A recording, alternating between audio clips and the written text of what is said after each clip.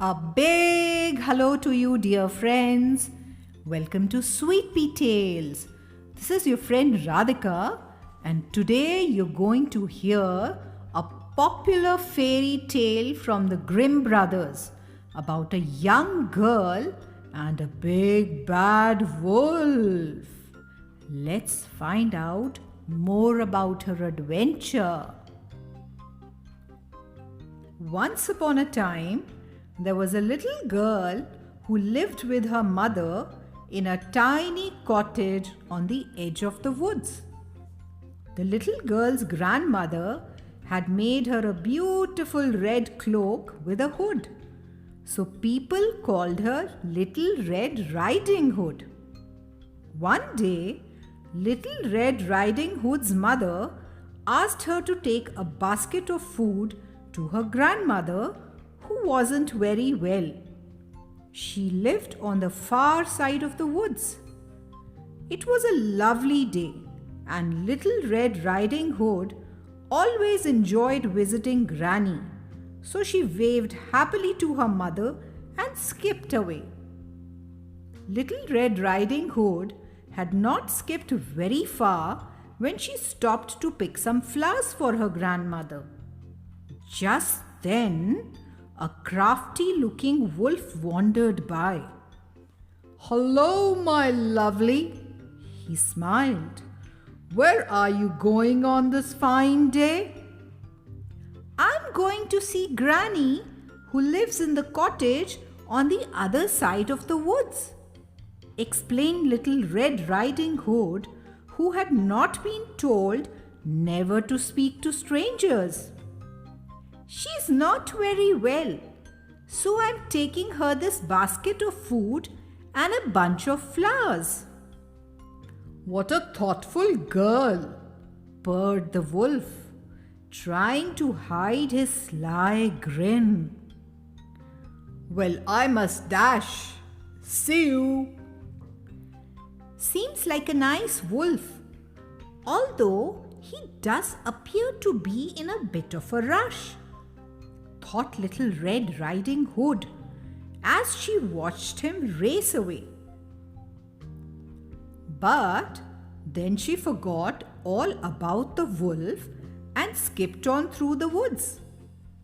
Meanwhile, the wolf, who wasn't nice at all, ran all the way to Little Red Riding Hood's grandmother's house. "Oh, goody!" he smiled as he peeped through the window and saw Granny lying in bed. "It's almost too easy." He licked his lips and rubbed his rumbling tummy. "Yoo-hoo!" he called as he knocked on the door. "Is that you, Little Red Riding Hood?" croaked Granny, who had a sore throat. "Come in. The door's open. I've been expecting you."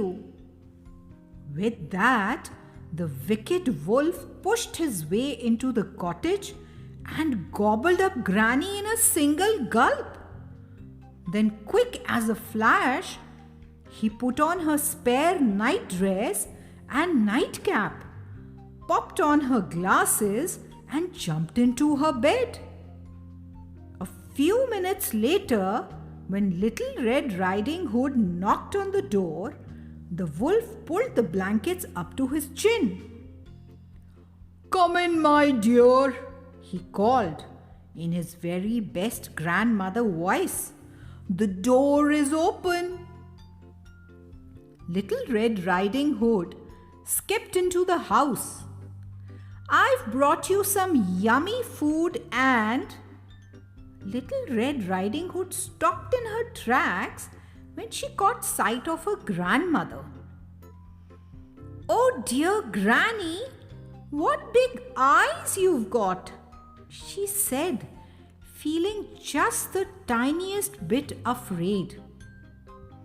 "All the better to see you with, my dear," replied the sneaky wolf.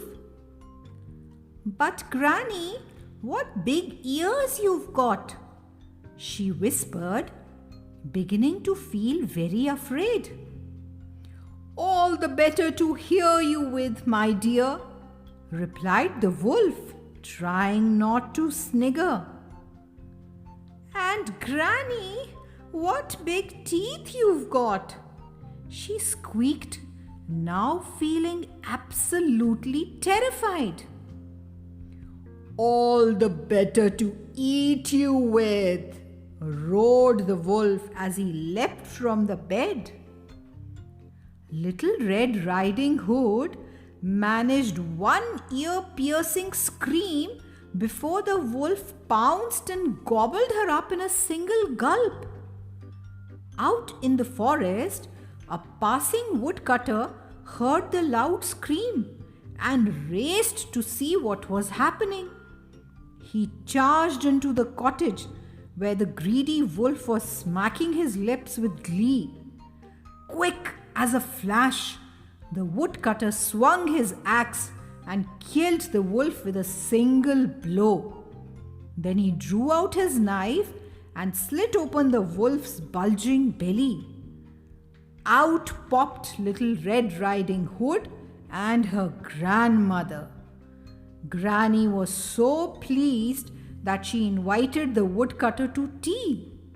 From that day on, Little Red Riding Hood never talked to strangers again, particularly ones with big eyes, big ears, and big teeth.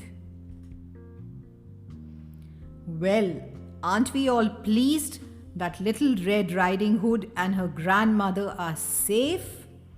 Well, my dear friends, you must remember to always obey your parents and never talk to strangers. Take care and stay safe till we meet again. Bye bye.